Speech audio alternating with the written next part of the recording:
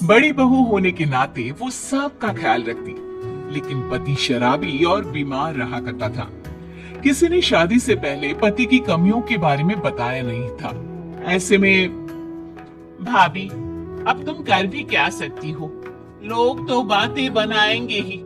अब तुम एक के लिए दूसरे की जिंदगी थोड़ी ना खराब होने दे सकती हो। फिर भी दीदी, लोग सोचेंगे छोटे बेटे की शादी बड़े बेटे से पहले क्यों करवा दी, और इस तरह तरह तरह की बातें बनाएंगे। तो क्या करे, उसकी शादी करवा दे। दीदी शादी तो करवा देंगे, लेकिन कोई लड़की इससे शादी करने को तैयार भी तो हो। तुम इसकी चिंता छोड़ दो।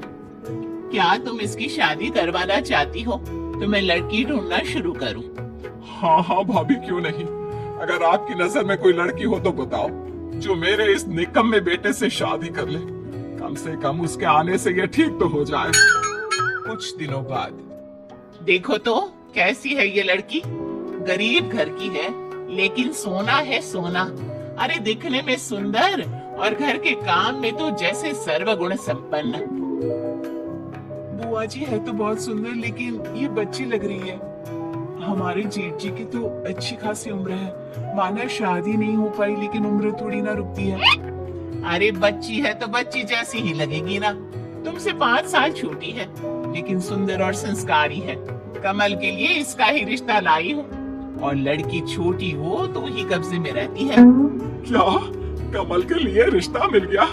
मुझे तो दिखा लड़की की फोटो। लेकिन बुआ जी, ये लड़की जेठ जी से बहुत छोटी है, और इस लड़की के घर वाले मांगे क्या इस रिश्ते के लिए? उन्हें सब कुछ बता तो दिया है ना आपने? और नहीं तो क्या, लड़की वाले मान गए हैं, इसीलिए तो तुम्हें दिखाने लाई हूँ। लड़की वाले गरीब और भले लोग हैं। लड़की के पिता नहीं है, इसलिए उनको रिश्ते के लिए मनाना मेरे लिए और आसान हो गया। अच्छा, लेकिन लड़के और कमल के बीच उम्र का कुछ ज्यादा फर्क नहीं लगेगा? अरे तो क्या हुआ, इतना तो चलता है। और सबसे बड़ी बात, लड़की वाले मान गए हैं।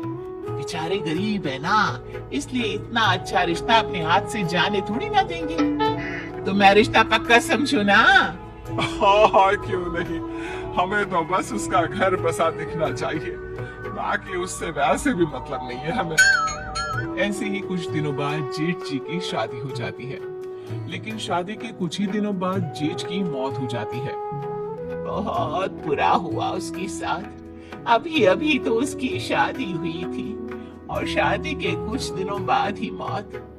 भगवान ऐसा दिन किसी माँ को ना दिखाए। लड़की के पैर सही नहीं थे। बुआ जी, ये सब कहना बंद कीजिए। आप देख नहीं रहे माँ जी की हालत, और उनकी बीवी को तो देखिए। अभी तो घर आई थी और पति नहीं रहा, ऊपर से आप। लगता है वो लड़की ही खराब थी इनके कमल के लिए, तभी तो शादी होने के बाद ही पति की मौत हो गई। भगा दो अभी से यहाँ से। हाँ, मुझे भी यही लगता है, क्योंकि मैंने भी यही सुना था कि इसके पैदा होते ही इसके पापा की मौत हो गई थी। लगता है इसके पैर खराब है। जिस घर में भी जाएगी अपने साथ अपनी ये मनहूसियत लेकर जाएगी। ये तो बहुत बुरा हुआ इनकी बेटी के साथ। नई बहू घर आते ही बेटा घर छोड़कर चला गया। इस तरह आस पड़ोस की औरतें मिलकर कुछ दिनों तक नई बहू पर इल्जाम लगाती रहती हैं, उसके बारे में गलत गलत अफवाह उड़ाते रहते हैं। और ये बात सोनम देख नहीं पाती। फिर एक दिन, मेरे कारण पहले पापा नहीं रहे, फिर ये मैं ही मनहूस हूँ। आप लोग मुझे घर से निकाल दीजिए। नहीं नहीं भाभी, कैसी बात कर रही है? इन लोगों को तो जवाब मैं देती हूँ। फिर बहू पड़ोसियों को कहती है, आप सबको क्या लगता है जेठ जी के गुजर जाने का गम केवल मम्मी जी को है और जेठानी जी को नहीं? वो उनके भी पति थे, जिसके साथ कुछ समय पहले ही इनकी शादी हुई थी, और शादी के कुछ समय बाद ये सब हो गया। और आप सबको लगता है कि उन्हें कोई दुख नहीं हो रहा? अरे उनके लिए तो ये सबसे बड़ा दुख है। बहू ये क्या बोल रही है? चुप रह। मोहल्ला है ये, हमारा समाज है। समाज ही तो है ना माँ जी, किसी भी हाल में खुश नहीं रहने देगा ये। मम्मी जी, आप इन लोगों को चुप रहने के लिए क्यों नहीं बोल रही?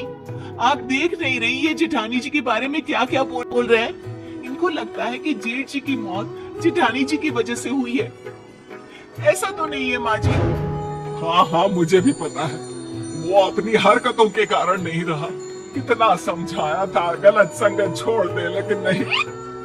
माँ जी वो कोशिश कर रहे थे कि वो सब छोड़ दे, लेकिन देर हो गई। जब मम्मी जी आपको सब पता है तो आप इनको बोलती क्यों नहीं? सच में तो ये सब भी जानती है, लेकिन इन लोगों को बस बातें बनाने के लिए चाहिए जिसे ये कोस सके। सही कह रही हो ना? आप सभी जानती हो जेठ जी की मौत उनके खुद की वजह से हुई है, उनकी शराब पीने की वजह से। और जिस बुरे हालातों में हमें उस बेचारी औरत का साथ देना चाहिए, आप सब लोग मिलकर उसे कोस रहे हो। अरे बहू तो गलत समझ रही है, उनके कहने का ये मतलब नहीं था।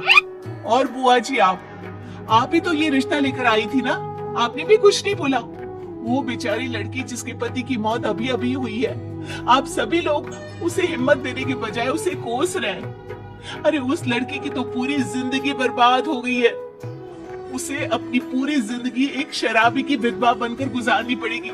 सोचिए इस वक्त उस पर क्या गुजर रही होगी। जिस उम्र में उसे घूमना फिरना चाहिए, अपने जिंदगी को खोलकर जीना चाहिए, उस उम्र में वो एक विधवा बनकर काटेगी। और ऊपर से उसे ये भी सुनना पड़ेगा कि वो विधवा खुद की वजह से हुई है। ये सब है आप लोगों की सोच। शर्म आती है मुझे आप सब पर। तभी एक पड़ोसन बोल पड़ती है, तू तो बड़ी वकील बन रही है ना, तो करवा दे जेठानी की शादी। अरे कैसी बात कर रही हो, दूसरी शादी, वो भी बहू की? अरे हम ना करा पाएंगे, रहे इसी घर में, बनाए भी खिलाए भी।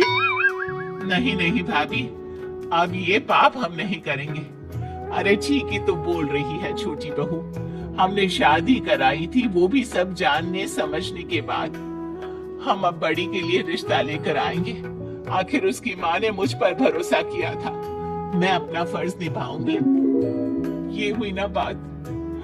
और अब हम करेंगे सारा खर्चा जेठानी जी की शादी का। हाँ सही बात है बहू, हमने इसके साथ धोखा किया। जिस बेटे को हम नहीं संभाल पा रहे थे, उसे इस बच्ची के हवाले कर दिया। बहू की ये बात सुनकर सभी बड़ी बहू से माफी मांगते हैं और सास और देवरानी मिलकर अपनी जेठानी की दूसरी शादी करवाते हैं।